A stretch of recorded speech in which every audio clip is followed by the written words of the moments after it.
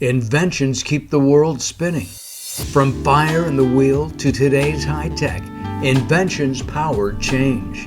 Turn your inventions into reality. Learn how to get your ideas to market. This is Invent Anything with John Cronin.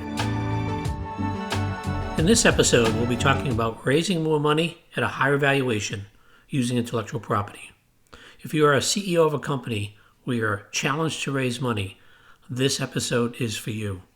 This episode is also for all those folks in a company, maybe founders, CTOs, etc., that are considering raising money. This is something, as you listen to this episode, you can actually make a lot of money on if you follow some of this advice. Provide some sort of a summary here. We have had several decades of experience working with companies that are raising money with the unique strategy of leveraging IP to tell a better story to investors. We'll discuss the meaning of intellectual property, followed by the 6 ways to monetize intellectual property as the background for setting the stage for improving the value. We will address these in order, such as how to determine the value of your IP, why investors consider IP as being valuable. When you're raising money from investors, why should I invest in patents as the CEO? Assessing your current IP position, expanding your IP positions beyond that so investors can take notice, and knowing the tipping point, how many patents you actually need, and then finally putting together an IP story. And then looking backwards at all this and asking yourself the question, what is the ROI for all this, and will it actually help me raise money? Well, let's go into some background. Over the many years, we have helped companies raise money and help investors understand the company's value. We have found that a cross-discipline approach is needed to perform IP due diligence and then understand the company's business, understand how to link the company's business to the company's IP, and the value of that IP. Beyond these skills, it's also necessary to expand a portfolio to create hundreds of more ideas and dozens of more patents. It's also essential to have cross skills to understand and develop and lock in the company's trade secrets. Finally, it's essentially to recognize we need to know how to put together a compelling IP story. We routinely see the right investors see much higher interest in dealing with and providing a higher valuation. It's important to note that using intellectual property to raise a company's value needs to be done in advance of talking to investors. It's challenging to change their minds once they decide to invest and at what valuation.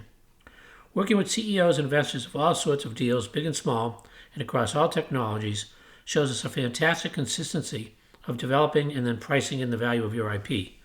Taking advantage of these findings and the resultant methods and directions is sure to help you on your journey to raising money. But first, let's talk about what we mean by intellectual property.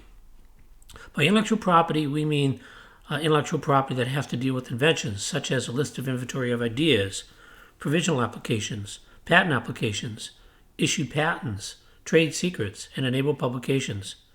It may not appear evident at first blush, but we have found that even a list of well-sorted and organized ideas do show investors the company has a discipline around intellectual property and also that they value their own intellectual property.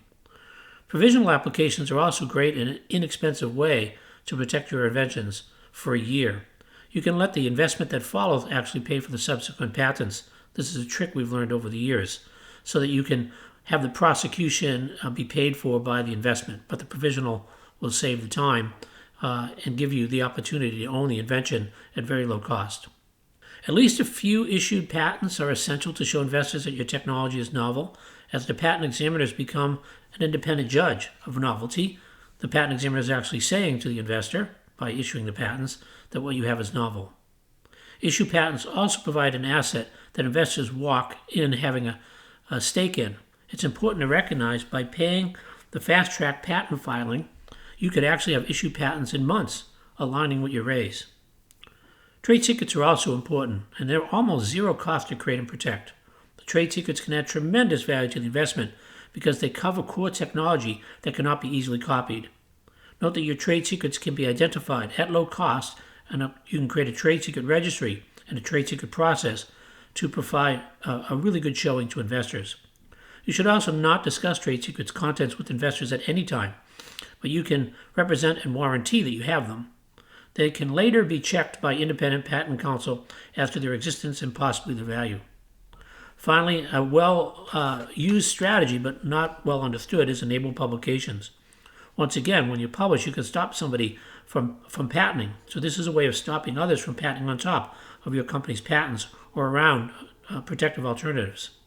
Enabled publications strategies will put you at the top of the sophistication of an IP strategy. So now let's talk about the 6 ways companies monetize IP.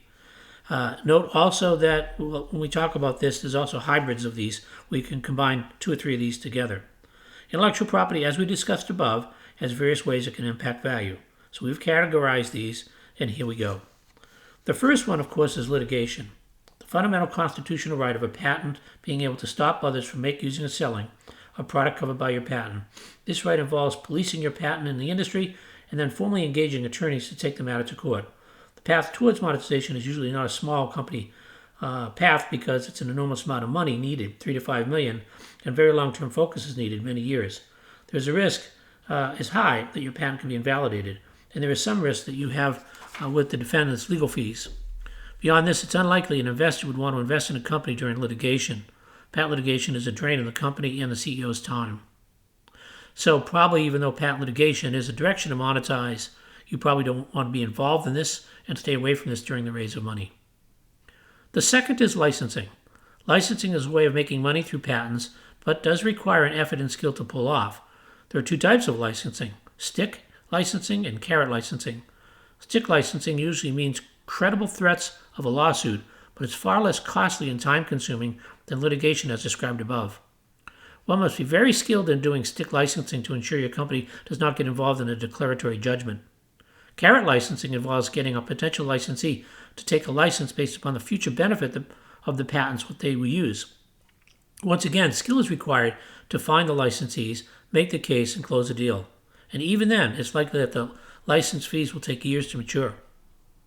The third way to make money in intellectual property is the invisible way of adding to your gross margins. See, when you have intellectual property, it means that you can leverage it in obtaining higher margins. Suppose you have a supplier of components that are protected by your IP. This position means that no others can supply these components, and your customers should know this. The position also means that you can likely add more profit by getting higher margins up to a point the market will bear. Studies have shown about 34% increase in margins of products that have patent protection versus those that don't. One easy thing to see is that with the good patent protection of a component, it's far less likely to see those components in the market, and therefore the market will pay more because they have fewer options to debate the price down. The fourth way to making money is leveraging in contracts and agreements. Having intellectual property allows the company owner of the patents to get deals in place because no one can do the deal without infringement. Suppose you have patents on how a supplier processes components that they sell you. This IP position means that you should get a lower price for the components versus others that don't have the patent. In essence, you could go to the supplier to negotiate a deal to use your IP-protected process to supply components to you. This process would also allow you to negotiate an excellent price for the components, minimizing the supplier's ability to have higher margins. The fifth way is enhancing brand. Enhancing brand is a great way of monetizing intellectual property. You see, having patents in a space allows your company to be thought of as an inventor and innovator. In marketing, this is an important message because it allows the brand to be enhanced. Sometimes a larger brand has the power to move markets quickly, but many times smaller brands can win over the prominent brands because they can be seen as the innovator, as the products or services will appear more novel and newer to the buyers. In almost all markets, innovation is appreciated. The sixth and final way of getting more value and monetizing intellectual property is enhancing your stock price. Many times one can see public companies announce a new patented technology in the market, and the market responds with an increased buying and hence increase in the stock price. This possibility is undoubtedly evident in drug companies. When a new drug is discovered and patented, one can also see companies that may announce a patent license income or patent litigation and win some settlement related to some new positive way, and that then also produces an increase in stock price.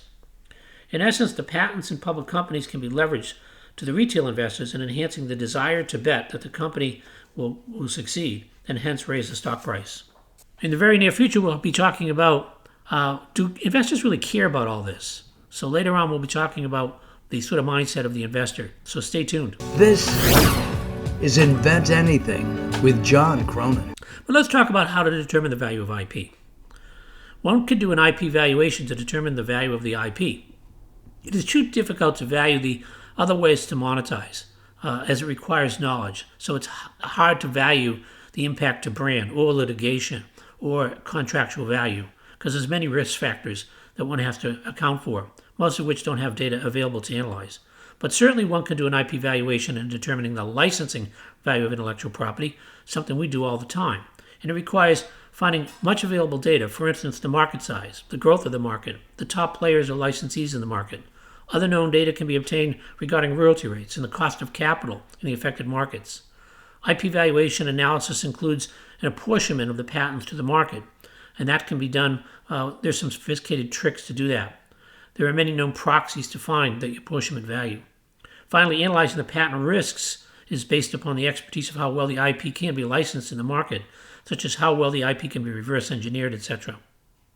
Valuing IP is very useful, as the valuation can be shared with investors, especially investors that value IP for M&A, for enhancing downside protection, or other reasons.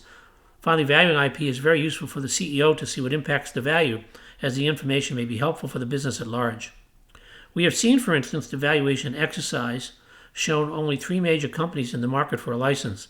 That then is reflected with considerable risk that the company would have only 3 bites at the apple to get a license. So there are many factors that impact the valuation. As I mentioned a little bit earlier, do investors really care? So let's talk about do investors really care in terms of raising valuation, clearing freedom to operate, the downside protection, the due diligence for novelty, and just patents are used as an expense. It took decades of work and hundreds of investors for us to figure out what impacts investors' thinking. And for small and mid-sized companies, etc., there are various variations of investors. Some value IP and some don't. This is an important point, that if you're trying to raise the value of IP in the eye of the investor, you need to actually find investors that believe IP is valuable, because many don't. The first thing is, how do you raise your valuation? A group of investors believe 100% as the value of IP, and they won't invest in a company unless there's good IP position. So these are investors that actually believe in IP, and they will provide a higher valuation. These type of investors believe in patents as a monetization tool. These investors believe that the company's patent should be a critical reason that the company would enhance an M&A valuation. For many of these companies, we find ourselves doing an IP valuation to assess the value. And many times we're asked to work with the company to add more patents to enhance the valuation. So finding investors that believe in intellectual property is a key reason to get investors to price in the value of your IP. There are other types of investors that look at intellectual property as a way to sort of clear freedom to operate. These group of investors who believe about the negative aspects of a patent. They invest in a company to find out if the company finds itself defending itself in a patent litigation. They don't want to do that. Once money is invested in a company and announced to the press, what happens is potential plaintiffs seize that opportunity to get the cash. So these investors who have been burned by this want to have a freedom to operate. These investors believe that patents are a concern. So these investors will most likely ask for a freedom to operate study or an FTO opinion to look at the company's products and do a patent analysis to find if there's a risk of a patent suit. Without a clear FTO opinion, these type of investors won't invest. The next group of investors look at intellectual property as a downside protection. These group of investors look at patent positions of a company as only downside protection. If the company fails, the only assets that they have are the patents to sell. So many times we are asked for the patent sale valuation. Some investors may invest more money to ensure that unique patent families are filed so their downside risk is improved. Just as investors may ask for key man insurance for their CEOs, getting patents for downside protection is a reasonable expense to cover the risk. There are some investors that want to determine the real novelty of the technology they want to invest in. These investors look at companies' patents and trade secrets to ensure that they are unique from the diligence perspective. These investors understand that the patent office is an independent judge of novelty, and therefore if there are patents, these investors would consider the technology to be novel. These investors rely on the fact that the patents show the uniqueness of the company. The final way we'll talk about patents from investors' viewpoint is sometimes investors look at patents as just an expense. Some investors see patents really as just something that's a cost. I would say that about a third of the investors that we meet don't consider patent activity as valuable, and they also see it as a defocus. There are many reasons behind this that we have found. One reason is that investors have never been part of a company where the patents made a difference. So of course these investors might just see patents as an expense. Some of these investors saw some of their invested companies that had many patents where the patent fees limited the growth. In other words, the CEO had to continue to feed the patent fees with valuable cash of the company where they didn't have cash to do other things. In other words, these companies have overspent on their IP from the viewpoint of these type of investors. Finally, these investors who believe that patents are just an expense believe that the only way to get returns of the company is really to win in the market and not to be involved in patent battles or patent licensing, etc. So let's move on and let's talk about, in raising money from investors, why should you invest in patents? Why should you, the CEO, invest in patents? For CEOs who believe in IP, it's also possible they could use IP to raise the value of their company when they're raising money. And we found that it's best to target investors who believe in IP in this regard. Obviously, it makes sense that if you believe in IP and you find investors that believe in IP, that's an alignment that could really get you to raise the value and improve the chances of raising money. This direction is much more straightforward than you think, as it's easy to filter on the front end of the investor discussions to see if they believe in IP. If the CEO thinks their company's value is in specific aspects like IP, or time to market, or a key customer, they need to find investors who believe in these value drivers.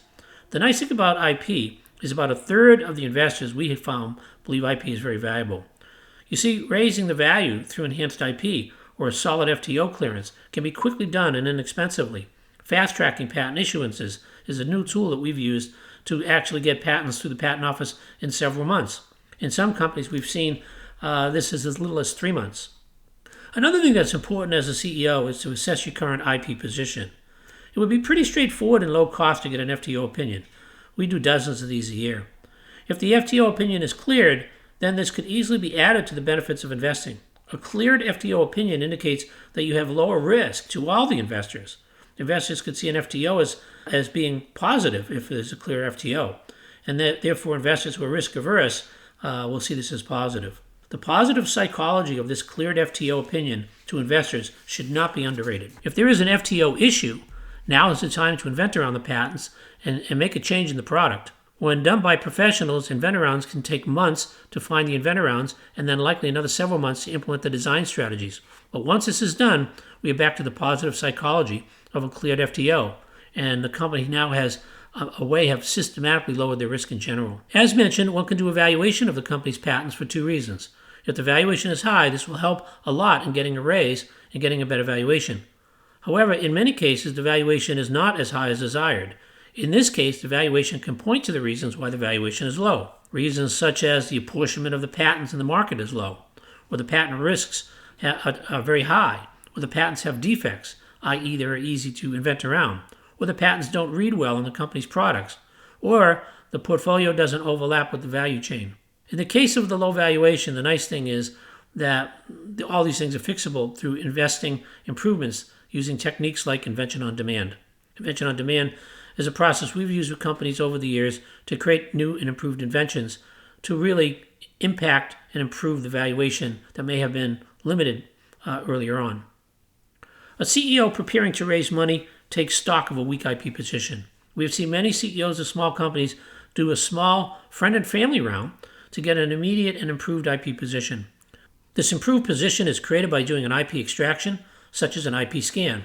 This is another tool and technique we've used for years to extract invention and then put them in the categories so we can figure out what should be filed, maybe what should be a trade secret, etc. And then take the key provisionals and file those immediately. This approach then allows the investor raise to pay for the final filings of the patents to lower the risk of not getting the raise of money from investors who believe in IP. We will talk about what we'll call the tipping point. How many patents does it actually take to raise the value? You'd be surprised.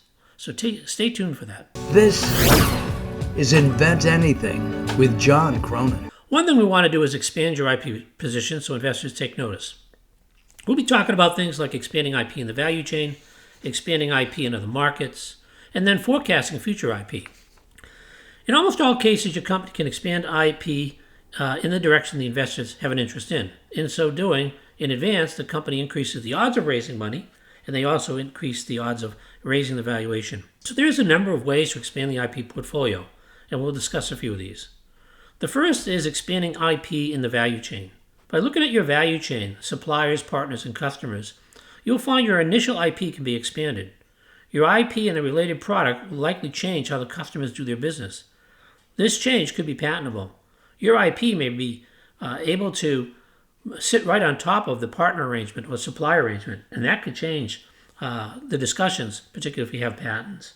So expanding IP in the value chain for leverage in contractual enhancements is certainly a way to enhance the value of your business through intellectual property. This is a very sophisticated thing to look at your suppliers and your customers and to patent in their space so that you now have leverage in discussing with them. The next way is expanding IP in other markets. This so many times is missed. Many times IP can be related to other markets. So supposing your product was a socket wrench that had an LED light integrated. When you started to use the socket wrench, the light went on and stayed on for 15 seconds unless the accelerometer did not take a movement, in which case it then recognizes it's not being moved and it shuts the LED off, thus saving battery life. This market could easily be sized, but it's a small market compared to all handheld tools. So this particular patent can be expanded from the socket wrench to all handheld tools. Evaluating your IP, you might broaden the claims and provide numerous other examples so that one patent could be valued in many other markets. Suppose you have a patent on a camera, on a security system that determines movement and then has an alarm. The software could create alerts, but likely could be used for remote viewing by other users to determine day or night. That's a much bigger market than the specific idea of having the camera trigger an alert. The camera software could be used to determine when a security alert would happen, but it could also be used to determine when night and day for turning on lights, etc. So any particular invention on camera with alerts could be expanded into many markets. So why not expand patents in other markets? Because it's future value for licensing. The last way we'll discuss is forecasting your future IP position. You see, it's helpful to understand your IP's future improvements, as these new inventions and subsequent patents could show the company's future direction.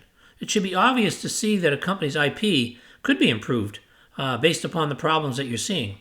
Using processes like invention on demand, which we discussed, is a pretty straightforward way to create hundreds of new ideas to choose from for future patents. This strategy would be beneficial for investors to understand the future possibilities of their investment. Now let's talk about the tipping point. This is a little secret that I'm going to share with you that we haven't seen documented anywhere. When we plot the value on the y-axis of an M&A to the number of patents of the acquired company on the x-axis, we can find a hockey stick bend up in most markets of around 15 patents. Why are 15 patents sort of the magic number? We have seen valuations for average companies being 1.5 to 2x in revenue on average, but strategic acquisitions can be 5x or more. But we have seen valuations from 5x up to 200x, where the only explanation could be the patents. We have wrestled with why 15 or so patents appear to be the tipping point for M&A valuations, consistent among very different industries. The best reason we can see is from our work over the decades of inventing around, and that is when you invent around one patent, that might be easy. But simultaneously inventing around 10 or 12 or even 15 becomes almost impossible. During an M&A process, the acquirer who needs to act fast to buy your company gets an opinion from their attorneys and technical teams about the acquired company and asks the question, can this stuff be invented around? Because if it can be invented around, then there's probably no need to buy the company or at least have a low valuation. This understanding the forces that a company has in order to pay top dollar if they can't invent around is important. On the other hand, if an acquired company is easy to invent around, the valuation might be something that might be lower or might not be as a strategic fit. We have seen companies like us assist these M&A evaluations to see if the patent portfolios are easy to invent around. So one caveat, of course, is the market has to value enough the strategic value to provide a 100 or 200x valuation. But so just patents don't make the valuation climb. The market has to bear that valuation. But in essence, knowing that there's a 15 patent tipping point is important because the human mind cannot possibly patent around 15 or 20 or 30 patents. So getting to 15 patents as a tipping point is a strong recommendation we would make. Finally, one of the things we want to talk about is telling your IP story. Over the years, we have worked with CEOs that recognize that their companies need to tell a better story of their IP. So in raising money, the patent analysis gets delegated to investor attorneys or firms like ours to do IP due diligence. In performing several IP due diligence a month over the many years, we have found that few companies ever do more than provide a list of patents to us. And many times this list is not even complete or even accurate. The company does not have really an idea inventory. They don't have a trade secret registry. And they haven't related their IP to the technology in a structured or formal way. The IP doesn't fully connect to the technology. It doesn't connect to the company's products or markets or business needs. So, of course, an investor is not going to provide an enhancement to value because of the IP, because the IP is not being shown to have value.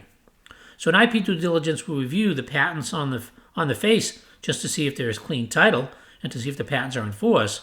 But given attorneys and attorney firms like all the ones that might do diligence, working to be very conservative for the investors. So they're going to come from the point of view of being conservative and not see the value. So the IP diligence usually returns minimum responses as to high value. So a CEO put in the position of responding to value questions for IP to an IP due diligence is left solely in an uphill battle to defend the value. The position to be like this is really a shame. Imagine trying to sell your house and showing it in the worst possible manner, not cutting the grass, not doing painting and updating the house, and adding some sort of features that could highlight the value of the house. So the approach is, just like in real estate, related to how can you get your house in a tip-top shape before offering for sale, and you know what those updates should be. So why wouldn't a CEO want to do the best possible thing with their IP? Why wouldn't a CEO want to upgrade their IP and put it in the best possible light? The only possible answer for lack of a great IP story before a raise or investment is that the CEO is really too busy, or the CEO is not aware of how to tell a better IP story. In a Google search for the term IP story and patents, there are almost no returns. So there's not really education out there in this. It took IP Capital almost a decade to create our IP story service because we recognized that we needed to tell a better story. So over the years, we methodically changed our approach till we found a winning approach that when investors looked at the IP story, they didn't even bother with an IP due diligence. The IP story stood in front, and therefore they didn't even send the IP to the attorney to evaluate. So it should make sense to an investor that eliminating the need for an IP due diligence, a great IP story could be told. The IP story puts the patents, the trade secrets, the provisionals, the idea list, all in a best light. So let's sort of summarize here. What is the ROI for developing a great IP and a great IP story? Using the IP story as an exercise to find value drivers and gaps to the value allows the CEO to use some other tools like Invention on Demand and IP Scan to improve, quote, the IP story. The value of getting the raise done and getting a higher valuation in the raise using the IP story far outweighs its cost. Just in the case of a seller to try to sell a home, the cost of cutting the grass, touching up paint here and there, and adding some highlights to their home is minor in comparison to selling the home or to get the top value. So here we've done it. We've talked about how to raise more money at a higher valuation using intellectual property. And if you're the CEO, we've hoped this helps. And we're very encouraged in all the work we've done that this can actually make you a lot of money. We talked about how to determine the value of your intellectual property as a starting point. We talked about the psychology of the investors, who would consider IPs valuable and why. We then talked about in raising money, why should you invest in patents as one of the aspects of raising money. In order to do this, in order to get more patents, you need to assess your current IP position. And then you need to expand that position so investors take notice. We talked about value chain or other markets showing more and more value. And then we let our little secret out that there's this 15 patent tipping point, and you can take that one to the bank. If you can get past 15 patents in different patent families, you are likely to improve the value of your M&A or in evaluation discussions with investors. And then finally, we talked about telling the IP story, because all this is for naught if you don't tell a good IP story. And finally, we discussed the return on investor and developing IP to raising money. So thanks very much, and we hope to see you again in our next episode. This is John Cronin from Invent Anything. Also, please subscribe if you like, and join our blog on Invent Anything.